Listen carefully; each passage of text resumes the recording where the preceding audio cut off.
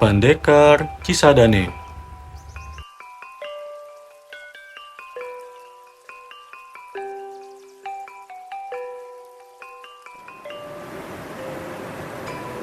Pada zaman dahulu, Tangerang adalah kota yang dialiri Sungai Cisadane. Sungai ini sangat besar dan terdapat banyak sekali buaya. Di antara buaya-buaya tersebut, salah satunya merupakan Ratu Siluman Buaya. Di dekat bantaran sungai ini terdapat desa yang asri. Pada suatu hari, seorang lelaki tampan yang bernama Sarif tiba-tiba hilang saat memancing di tepi sungai itu. Sarif adalah anak dari Pak Sanusi yang merupakan seorang kepala desa. Hari ini adalah waktu yang tepat untuk memancing. Aku pasti akan mendapatkan banyak ikan. La la la la la la la la. Ah.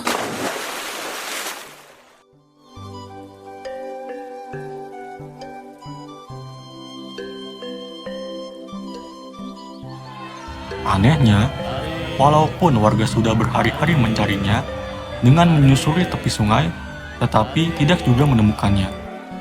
Begitulah selama 5 tahun, desa yang asri di sekeliling bantaran sungai itu selalu dibayangi ketakutan dan kegelisahan akan Ratu Siluman Buaya, karena sudah banyak warganya yang hilang diculik Ratu Siluman Buaya.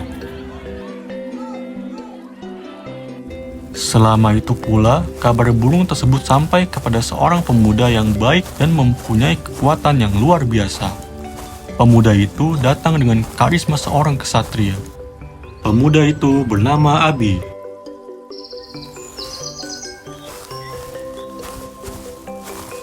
Saya tidak pernah melihat Anda sebelumnya, anak muda. Perkenalkan, saya Pak Sanusi, kepala desa ini. Selamat datang di desa kami. Ada keperluan apa Kisana datang kemari? Terima kasih sudah menyambut saya, Pak Kepala Desa. Perkenalkan, saya Abi. Saya ingin bertanya, benarkah di sungai ini terdapat banyak buaya? Benar, di sungai Cisadane ini banyak sekali buaya. Di antara buaya tersebut ada Ratu Siluman Buaya. Ia selalu meneror warga dengan berbagai cara. Memang Kisanat ada perlu apa? Oh, saya hanya ingin memastikan kabar yang saya dengar dari orang-orang tentang kejadian yang sering meresahkan warga di sini. Lalu, Kisanat akan berbuat apa? Apakah Kisanat bisa membantu? Kami semua berharap agar Kisanat atau siapapun bisa membantu menyelesaikan masalah yang ada di desa ini. Mari kita sama-sama berusaha dan berdoa kepada Tuhan Yang Maha Esa agar apa yang terjadi di desa ini cepat terselesaikan dan warga di desa ini bisa hidup dengan tenang, tentram, dan damai kembali. Dengan semangat dan tekad yang kuat, setelah mendengar cerita Pak Sanusi tadi, Abi langsung menuju ke tepian sungai. Kemudian, tanpa sengaja, ia bertemu dengan seorang perempuan yang cantik dan ayu. Perempuan itu sedang duduk di pinggiran sungai dengan perasaan sedih yang terlihat dari raut wajahnya. Bahkan, pakaian yang digunakan oleh perempuan itu sangat lusuh, hingga membuat Abi merasa iba kepadanya. Padahal, perempuan itu adalah jelmaan Ratu Siluman Buaya, yang mengubah dirinya menjadi seorang perempuan. Maaf, dari kejauhan saya melihat kamu sedang duduk sendiri dan termangu. Kalau saya boleh tahu, siapa nama kamu dan apa yang sedang kamu lakukan di sini? Nama saya Aya. Saya baru saja kehilangan orang yang sangat saya cintai, yaitu anak saya. Memangnya, apa yang terjadi dengan anakmu? Anak saya tenggelam ketika sedang bermain di tepian sungai ini. Apa jasad anakmu sudah ditemukan? Belum. Apakah Anda mau menolong saya untuk menemukan jasad anak saya yang tenggelam di dasar sungai ini? Baiklah. Dengan sekuat tenaga, Abi bangkit dari tidurnya. Kemudian, betapa terkejutnya ia ketika menyadari bahwa dirinya berada dalam sebuah penjara dengan harta benda yang tak ternilai di sekelilingnya. Penjara itu berada pada sebuah gua. Dalam penjara, Abi tidak sendiri. Di penjara itu ada Sarif dan orang-orang yang menjadi korban ratu siluman buaya itu. Kalian siapa? Maaf, seharusnya kami yang bertanya seperti itu. Kau siapa? Nama saya Abi. Saya sengaja datang ke sini untuk menolong warga desa ini yang sedang dilanda masalah. Pasti kalian adalah korban dari ratu siluman buaya yang hilang di tepian sungai. Iya, benar. Perkenalkan, saya Sarif, putra kepala desa. Dan semua ini adalah warga desa kami. Kami adalah korban yang dijadikan tawanan ratu siluman buaya yang kemudian akan dijadikan tumbal olehnya. Pada malam Jumat Kliwon, satu persatu dari kami dijadikan tumbal olehnya untuk menjadikan siluman itu tetap abadi. Kami sangat ingin bebas dari tempat ini. Apakah kau bisa menolong kami untuk keluar dari sini? Tiba-tiba, suara hentakan langkah kaki terdengar dari jauh secara samar-samar di telinga. Begitu terus hingga lambat laun, suara itu semakin mendekat dan terlihat perempuan anggun yang menggunakan kebaya indah. Ia tersenyum seketika Abi menatap wajahnya.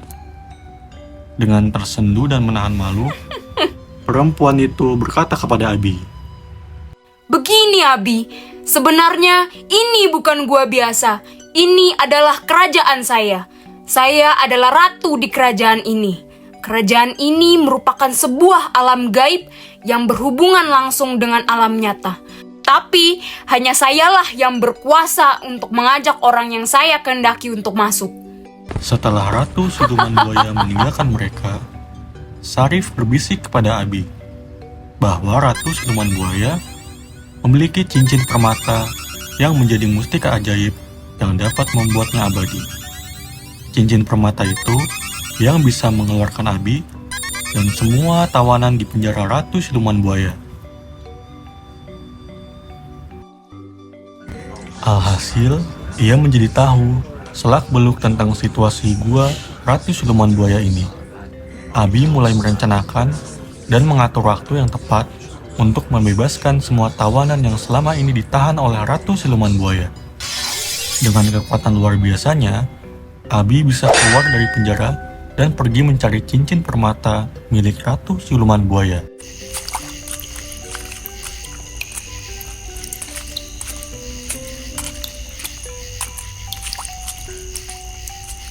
Aku harus menemukan cincin permata itu.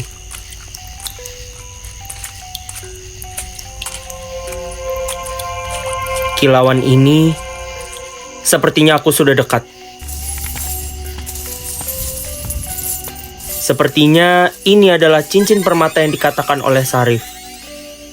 Aku akan menghancurkannya di sini sekarang juga. Ya! Setelah menghancurkan cincin permata itu, Abi dan para tawanan lain pun bisa keluar dari penjara dan bergegas pergi keluar dari gua Ratu Siluman Buaya. Ratu Siluman Buaya yang kembali ke kerajaannya kaget mendapati semua tawanannya hilang. Mengetahui cincin permatanya telah dihancurkan, Ratu Siluman Buaya pun melemah dan perlahan mati. Tetapi sebelum mati, Ratu Siluman Buaya mengatakan kepada alam bawah sadar Abi yang sedang berlari bersama para tawanan.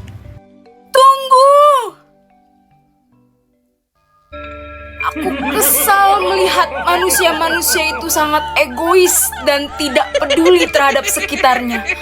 Mereka seringkali membuang sampah sembarangan dan sering mengotori sungai. Akibatnya, sungai ini menjadi kotor dan merusak tempat tinggalku. Aku menghukum orang-orang yang bersalah itu. Ucap terakhir Ratu Siluman Buaya pada Abi. Abi pun tersadar dan bergegas meninggalkan gua itu. Saat setelah Ratu Siluman Buaya mati, gua Ratu Siluman Buaya pun runtuh dan tidak pernah terlihat lagi. Abi beserta para tawanan yang telah lama hilang berhasil keluar dari gua Ratu Siluman Buaya itu.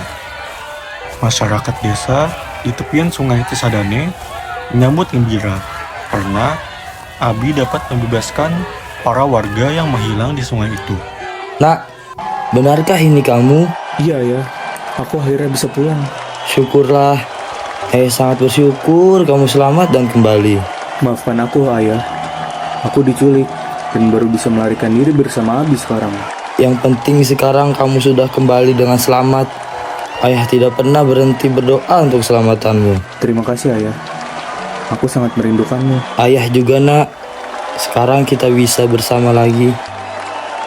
Abi memberi pesan kepada seluruh warga desa di tepian sungai Cisadane untuk mempedulikan lingkungan sekitar dan menjaga kebersihan sungai. Marilah kita bersama-sama menjaga kebersihan sungai dengan tidak membuang sampah sembarangan dan melakukan pembersihan rutin. Sungai yang bersih tidak hanya indah dipandang, tetapi juga menjadi sumber kehidupan bagi banyak makhluk hidup. Dengan menjaga kebersihan dan kelestarian sungai, kita turut berperan dalam melestarikan lingkungan untuk generasi mendatang. Setelah peristiwa itu, keresahan warga dengan adanya ratus siluman buaya pun sirna. Suasana desa pun kembali tenteram, sedia kala tak ada lagi teror yang menghantui warga yang tinggal di pesisir sungai Cisadane.